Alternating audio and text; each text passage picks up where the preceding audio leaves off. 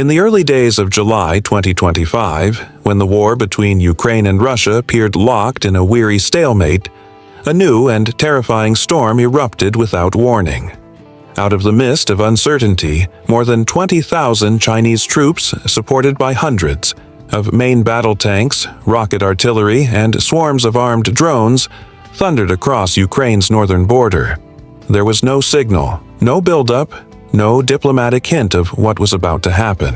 Within minutes, radar stations went dark. Towns were reduced to burning ruins, and defensive lines that had held for months were obliterated under a sudden, simultaneous strike from both land and sky. In less than 3 days, the familiar map of Ukraine had been violently reshaped.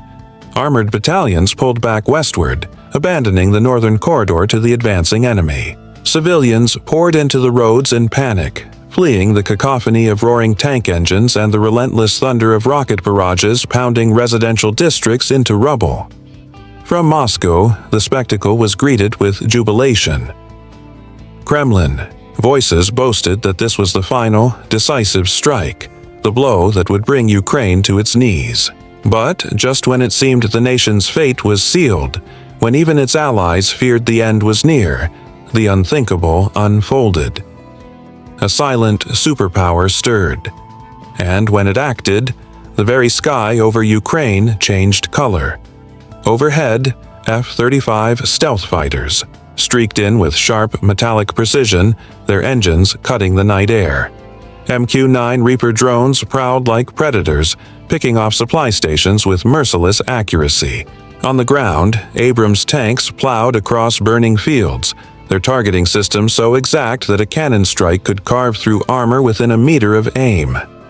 An invasion force that had cut through hundreds of kilometers like a blade through paper was suddenly shoved back, wave after wave crashing against an immovable wall.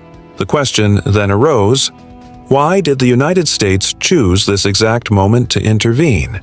And beyond that, which nation truly holds the key to ultimate power in this new world order?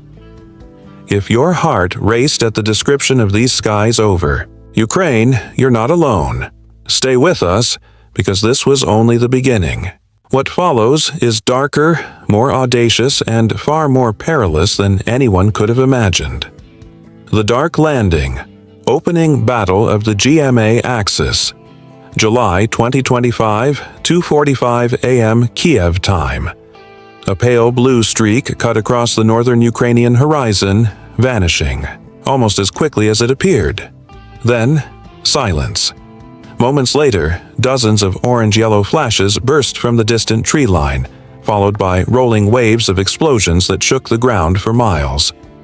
The invasion had begun.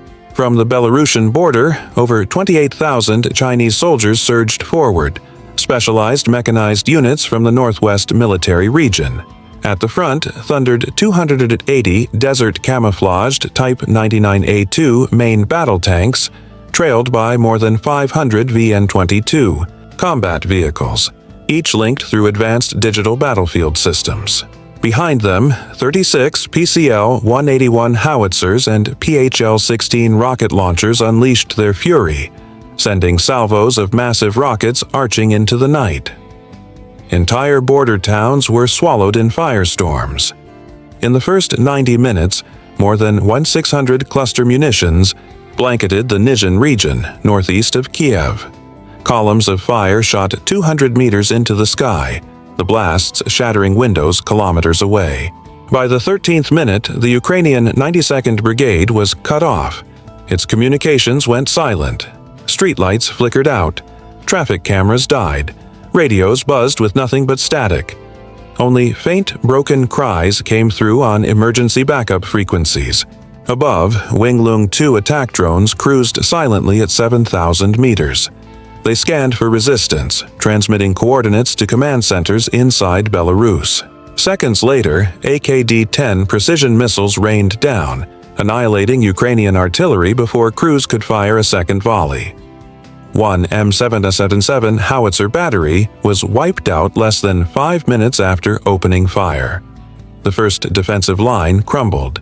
Berezna, Korokivka, and Mena, Small towns but critical footholds were overrun within 4 hours.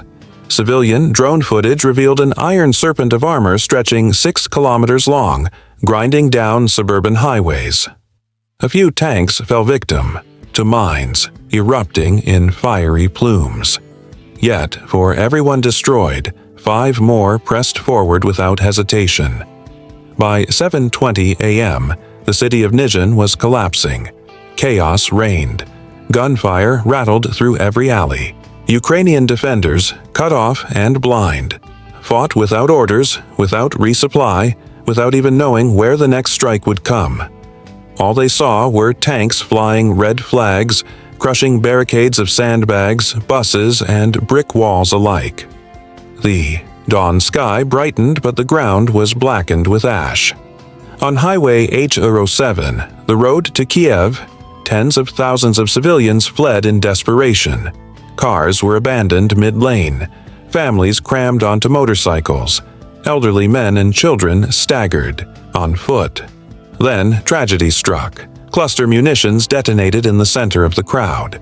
Dozens of vehicles ignited at once, turning the highway into a river of fire.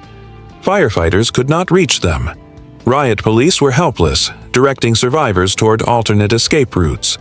By mid-morning, China had seized the entire Homiel corridor, a direct artery into the heart of Ukraine. In under 6 hours, the northern gate was lost. 72 hours of blood and collapse. Day 1 ended with Ukraine's eastern defense lines splintering. Rocket barrages crushed makeshift artillery, posts along the river. Suicide drones swooped into convoys, detonating on impact. By noon, cracks became a complete collapse. Armored units reported no orders. Battalion radios were jammed beyond recovery. A company tasked with holding a highway never arrived. Its convoy, ambushed in a village, reduced to nothing but twisted steel husks beneath circling drones. Day 2 promised even greater horrors. Day 2. Collapse and casualties. By the second day of the assault, casualties mounted by the hour. Within the first 48 hours, Ukraine had lost more than 150 armored vehicles, a grim collection of shattered BTR-4s, aging BMP-2s, and outdated troop carriers torn apart under relentless fire. Over 60 self-propelled artillery units were obliterated, many exploding in violent bursts as crews attempted to reload. The fragile logistics network unraveled. Every supply convoy sent forward was ambushed by medium-range strike drones, their wreckage littering roadsides like tombstones. By noon on the third day, the Ukrainian General Staff reported grim numbers from their underground bunkers in Kiev. 4,500 confirmed dead, with losses still climbing. Maps once pinned proudly to the walls, grids marked with defense lines and unit positions, were taken down one by one, each sheet removed, signaling another breach, another collapse. Reserve forces had barely mobilized before the second defensive line was breached, leaving the rear echelon in disarray. In less than 3 days, over 30,000 civilians had abandoned the northeast. On Highway 828, the human exodus stretched nearly 10 kilometers long. Motorcycles overloaded with entire families, bicycles buckling under sacks of belongings, rusted trucks and aging SUVs crammed with children, the elderly, and what little they could carry. The road resembled a moving city of desperation. The president's plea. On the evening of the third day, the Ukrainian president appeared on national television. His face was gaunt, skin pale from sleepless nights, but his eyes burned with resolve. His words were deliberate, slow, measured, but unshakable. Without America, Ukraine will lose half its territory. And if that happens, Europe will have no way back.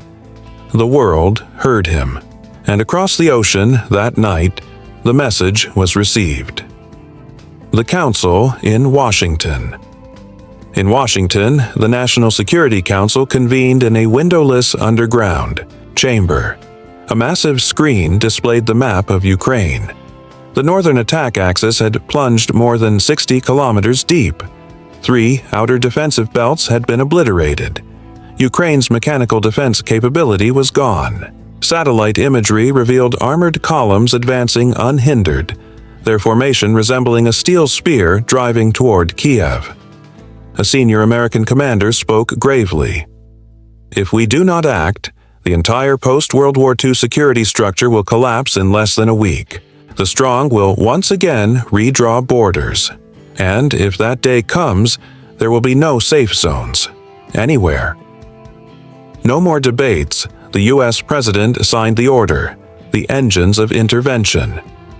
Within hours, C-17 Globemasters lifted off from NATO, bases in Germany and Poland. Their bellies were packed with mobile air defense systems, Javelin and NLO's anti-tank missiles, suicide drones, and emergency medical stockpiles. Heavy armored brigades shifted to full alert. From RAF Lakenheath, stealth fighters rumbled into motion. No declarations, no official statements, no press briefings, only the thunder of jet engines tearing into the night sky, their silhouettes, gray against the western horizon. The world asked the same question. Will anyone dare to stop America again? July 4th, 2025. The sky turns. When dawn broke on July 4th, the battlefield changed. The sky over western Ukraine shimmered like water disturbed by a deep undercurrent. From bases along the NATO frontier, squadrons of F-35s crossed into Ukrainian airspace in tight pincer formation.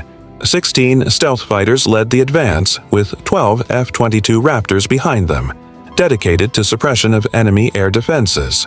The CD operation began at the precise moment enemy radars cycled their sweeps. From 80 kilometers out, AGM-88 HARM missiles screamed toward their targets, locking on to radiation sources. The first radar station vanished in a fireball just as its third sweep completed. The second fell moments later, its antenna tower collapsing in a spray of sparks. Within 11 minutes, the entire enemy electronic grid was blinded. Command networks shattered, and an aerial corridor ripped open for the incoming waves. The Predator's Eye. Above 7,000 meters, MQ-9 Reaper drones circled with cold patience. Their synthetic aperture radar and multispectral sensors painted the battlefield in vivid detail. Thermal overlays revealed clusters of PHL-191 rocket artillery preparing to unleash another barrage. Before the crews could fire, 2 Hellfire missiles detached and streaked downward, piercing the launchers mid-sequence. One battery erupted in a red halo, lighting up the tactical screens of both American and Ukrainian command posts. Within 2 hours, 6 rocket artillery sites were erased from the map. Steel on the ground. On the ground, the shift was no less dramatic. Heavy transport aircraft had already landed through the night, unloading M1A2 SEP V3 Abrams tanks, behemoths clad in multi-layered composite armor, equipped with trophy-active protection systems and next-generation thermal sights. They fanned into 3 prongs, advancing diagonally toward the center axis of the front. Their strategy: cut into enemy armored formations from both flanks. As PLA forces began to reposition in response, Ukrainian rapid deployment special units activated portable electronic warfare systems, creating pockets of jamming. Within these zones, Javelin missiles were aimed manually with laser designators, each strike detonating against the soft top armor of a tank turret. In just the first 6 hours, over 40 enemy tanks were destroyed using a brutal encirclement suppression tactic from 2 converging directions. The battle was no longer just a fight for territory. It had become a test of technology, coordination, and willpower. The link of war information was the deadliest weapon. Using the Link 16 protocol, American fighters, Ukrainian ground forces, and Allied drones shared a single battlefield picture in real time. An F-35 scanning from tens of kilometers away could mark a target instantly. The data appearing in a tank commander's visor or a drone operator's console seconds later. Strikes no longer depended on line of sight. The battlefield was stitched together by invisible threads of data, and every thread pulled tight around the invading army. The war was no longer one-sided. The tide was turning. Data wars, the collapse of the offensive. By the fourth day, the battlefield was no longer defined by brute force, but by data-driven strikes. The United States and Ukraine relied on precision, not attrition. Reaper drones shifted focus from artillery batteries to the enemy's lifeblood, supply lines. Their sensors locked onto logistics convoys, tracking fuel trucks, mobile communication hubs, repair vehicles, and field support teams. Each target was eliminated with pinpoint hellfire strikes, severing links in the operational chain one by one. On tactical screens, the enemy's map began to fracture. Ground fire lost its rhythm. Units that once advanced in tight formation splintered into scattered groups. Without clear command channels, armored columns lurched blindly forward, often into ambushes from 3 directions at once. By 1500 hours, the invaders' spearhead was broken across 3 axes of advance. Tanks attempting to withdraw along tactical retreat routes were intercepted by blocking fire. From unseen positions, long-range artillery, guided by real-time drone coordinates, delivered devastating blows. Each strike gouged massive craters into retreat paths, forcing surviving vehicles onto secondary roads where crossfire traps awaited. The tactical map told the story in cold numbers. Over 180 armored and mechanized vehicles neutralized in just 12 hours. This included not only frontline tanks, but also command trucks, reconnaissance vehicles, engineering equipment, pontoon bridge gear, and even chemical defense convoys. Auxiliary radar stations were cut off from their signal lines, reduced to silent hulks by surgical drone attacks. The corridor narrows. Within 6 hours, the once-wide eastern offensive corridor was shrinking rapidly. Enemy units were driven into sparsely forested areas, exposed and stripped of natural cover. By nightfall, forward Ukrainian posts reported an eerie silence. No more rocket artillery fire, no more radar pulses from across the front. Critical threat signals vanished from tactical screens. The offensive pressure from the north was broken. At a retaken intersection, a Ukrainian drone transmitted a symbolic image. An abandoned enemy armored vehicle, its antenna still upright, the driver's door hanging open. Across the mud, Abrams tank tracks pressed eastward, straight toward the largest counteroffensive Ukraine had launched since the war began. The burned supply lines, enemy logistics hubs told the same story of collapse. Technical crews had withdrawn in haste, leaving behind depots of spare parts and equipment, many scattered in disorder with packaging ties still uncut.